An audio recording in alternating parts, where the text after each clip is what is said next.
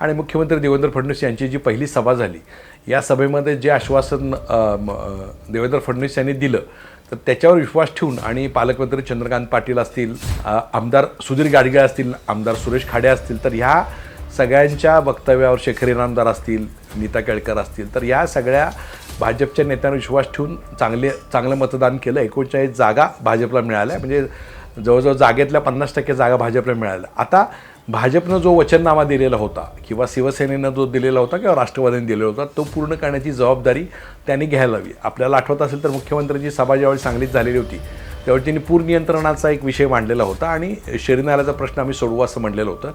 तर सगळ्यात मोठं आव्हान हे पालकमंत्री चंद्रकांत पाटील यांच्यासमोर जे आश्वासन मुख्यमंत्र्यांनी सांगलीच्या जनतेला दिलेलं आहे ते पाळणं ही प्रामुख्याने जबाबदार असेल.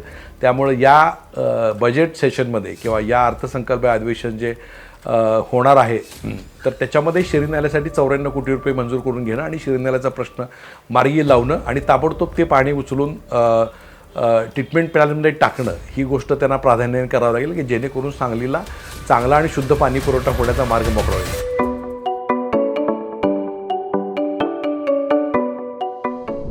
नमस्कार, मी हनुमंत मोहिते, हनुमंतमोहिते.सोनेरा या माझ्या यूट्यूब चॅनलवर सर्व प्रेक्षकांचं स्वागत आहे. सांगली मिरज कुपवाड महानगरपालिकेची निवडणूक नुकतीच पार पडलेली आहे. याच्यामध्ये भाजपला 39 जागा मिळालेल्या आहेत आणि या महापालिकेवर भाजपचा झेंडा जवळजवळ फडकणं निश्चित झालेलं आहे आणि भाजपचा महापौर या महापालिकेत बसेल अशी सध्या परिस्थिती आहे. आता आपण पाहिलं तर भाजपला एक 2-3 जागाची कमी पडत होती, ती कमतरता आहे, ती शिवसेना पूर्ण करेल. शिवसेनेच्या 2 जागा आहेत आणि जर स्थायी समिती सभापतीपदी पण आपल्या महायुतीचा उमेदवार बसवायचा असेल तर त्यांना राष्ट्रवादी अजित पवार गटाला सुद्धा बरोबर घ्यावा लागेल. त्यामुळं हे तर महायुतीचा ची महापालिका येईल अशी सध्या परिस्थिती आहे. महापौर भाजपचा, त्यानंतर उपमहापौर शिवसेनेचा आणि स्थायी सभापती हा राष्ट्रवादीचा, अशी साधारण चित्र राहील अशी सध्याची स्थिती आहे.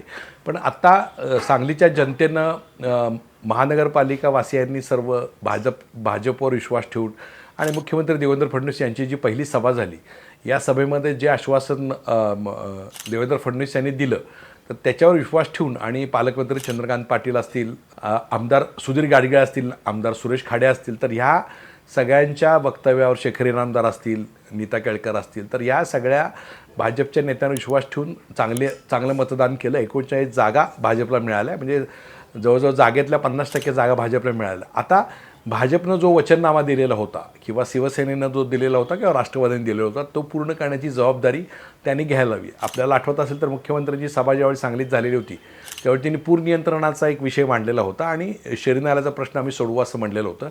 तर सगळ्यात मोठं आव्हान हे पालकमंत्री चंद्रकांत पाटील यांच्यासमोर जे आश्वासन मुख्यमंत्र्यांनी सांगलीच्या जनतेला दिलेलं आहे ते पाळणं ही प्रामुख्याने जबाबदार असेल.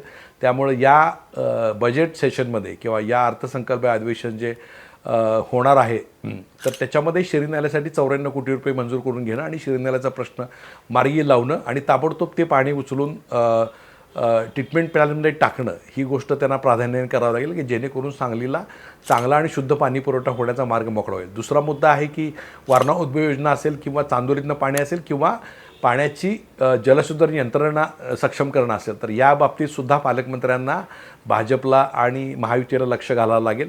त्यामुळे शुद्ध पाणी मिळवण्यासाठी अर्थात ही वारण्यातनं पाणी आणणं किंवा चांदोलीतनं पाणी आणणं ही प्रक्रिया फार खर्चिक आणि वेळखाऊ आहे. तोपर्यंत जे हिराबाग वॉटर वर्क्स असेल किंवा सांगलीचा माळ बंगला असेल तर त्या ठिकाणी जी शुद्धीकरण यंत्रणा आहे ते अद्ययावत करणं, त्यानंतर या सगळ्या करून सांगलीला शुद्ध पाणी देणं, पाईपलाईन योग्य ठिकाणी बदलणं, या सगळ्या गोष्टी त्यांना कराव्या लागतील. त्यानंतर सगळ्यात महत्त्वाचा मुद्दा आहे की सांगलीमध्ये वाहतुकीची कोंडी होती, म्हणजे सांगलीतून जे बाहेरून जे सगळी वाहनं येतात, म्हणजे तासगाव असेल, इस्लामपूर असेल, मिरजेकडून येतात, ते सांगली शहरातून बाहेर पलीकडे जातात.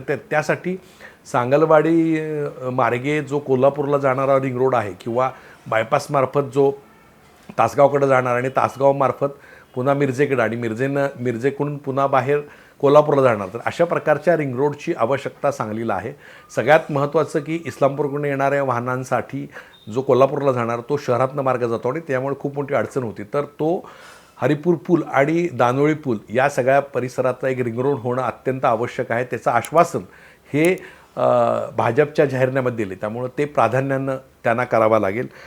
दुसरी गोष्ट, नमामि कृष्णा म्हणून त्यांनी जे आश्वासन दिलेलं आहे त्याचीसुद्धा पूर्तता करावी लागेल. आपण जर पाहिलं तर सांगलीचं पाणी हे पिण्यायोग्य नाही. सांगली शहरातलं शिरीन नाल्याचं पाणी असेल किंवा बाकी सांडपाणी मिसळते, त्यामुळं अनेक अहवाल तसे आहेत. त्यामुळं सांगलीत अनेक प्रकारचे म्हणजे मुतखड्यासारखे कावळीसारखे मोठे आजार होतात आणि जलजन्य आजाराचं प्रमाणसुद्धा सांगलीत मोठं आहे. सांगलीचं पाणी ज्यांनी पचवलं तर ते महाराष्ट्रात कुठलंही पाणी पचवतील असं म्हटलं जातं. त्यामुळे त्या नमामि कृष्णेसारखा प्रकल्प राबवून पाणी शुद्धीकरण करणं हा सगळ्यात मोठं आव्हान हे यासमोर असेल. आणखीन एक जो विषय होता की जो जयंत पाटील यांनी मांडलेला होता, विश्वजित कदम असेल, विशाल पाटील यांनी मांडलेला होता की भयमुक्त सांगली आणि नशामुक्त सांगली अशा प्रकारचा एक मोठी मागणी त्यांनी केलेली होती. तर सेफ सिटी करण्याचं आश्वासन हे भारतीय जनता पार्टीनं किंवा अजितदादांनी दिलेलं आहे. अजितदादांनी स्वतः त्यांच्या मिरजेच्या भाषणामध्ये आम्ही भयमुक्त शहर करू, नशामुक्त शहर करू असं आश्वासन दिलेलं आहे आणि भाजपनं त्यांच्या जाहीरनाम्यामध्ये सेफ सिटी म्हणून आश्वासन दिलेलं आहे. तर त्यामुळं ही सेफ सिटी करण्याच्या दृष्टीनं म्हणजे इथली गुंडगिरी मोडून काढण्यासाठी इथले सगळं कायदा आणि सुव्यवस्था जे काही ब्लॅक स्पॉट्स आहेत गुन्हेगाराच्या दृष्टीनं तर ते मोडून काढण्यासाठी भाजपला एक चांगला प्रयत्न करावे लागतील, राष्ट्रवादीला प्रयत्न करावे लागतील, शिवसेनेला देखील प्रयत्न करावे लागतील.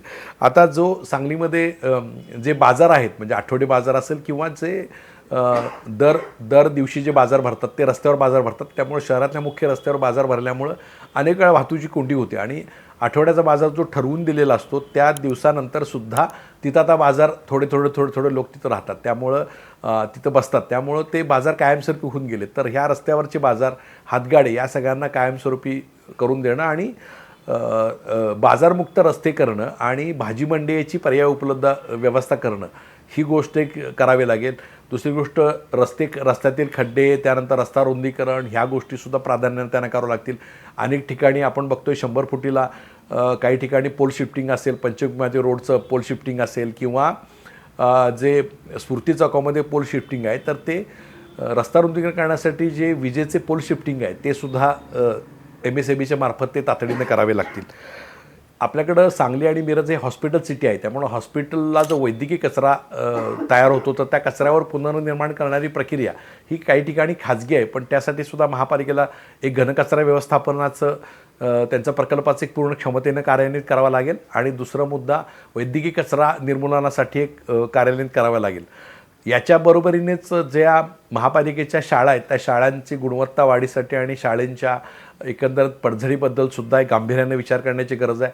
जे आत्ता आपण सांगलीत बघतो, सांगलीची आरोग्यसेवा डेव्हलप करण्याची गरज आहे. सांगलीमध्ये मल्टीस्पेशालिटी हॉस्पिटल एक प्रलंबित आहे, प्रसूतीगृहाच्या तिथे बिल्डिंगच्या तिथलंसुद्धा इमारत मल्टीस्पेशालिटीची प्रलंबित आहे. 2 हॉस्पिटल प्रलंबित आहेत, कारण त्यामुळं महानगरपालिकेचा सगळा भार हा सिव्हिल हॉस्पिटलवर जातो. त्यामुळं महापालिका क्षेत्रातली जी महापालिकेची दवाखाने आहेत ती उन्नत करून घेणं, त्याच्यामध्ये मग छोटे ऑपरेशन होणं, प्रसूतीगृह पूर्वी होतं तशा पद्धतीचं करणं, मल्टीस्पेशालिटी हॉस्पिटल करणं, मध्यवर्ती निदान केंद्र आहेत त्याचे व्यापकता वाढवणं, अत्याधुनिक वाढवणं, तिथं MRI असेल किंवा तुमच्या CT स्कॅनची सुविधा करणं, तर या सगळ्या गोष्टी नागरिकांच्या आरोग्यदृष्टीनं करणं आवश्यक आहे. त्यामुळं चंद्रकांत पाटील असतील, त्यानंतर शेखर इनामदार असतील, आमदार सुधीर गाडगीळ असतील, सुरेश खाडे असतील, पद्माकर जगदाळे असतील, संजय काका पाटील असतील, त्यानंतर सुहास बाबर असतील, मोहन वनखंडे असतील, तर ज्यांनी या सत्तेमध्ये सहभाग घेतलेला आहे त्या सगळ्यांची जबाबदारी या शहराचे प्रश्न सोडवण्याची आहे. त्यामुळे सांगलीकरांना ही अपेक्षा ठेवली तर वावगं ठरणार नाही.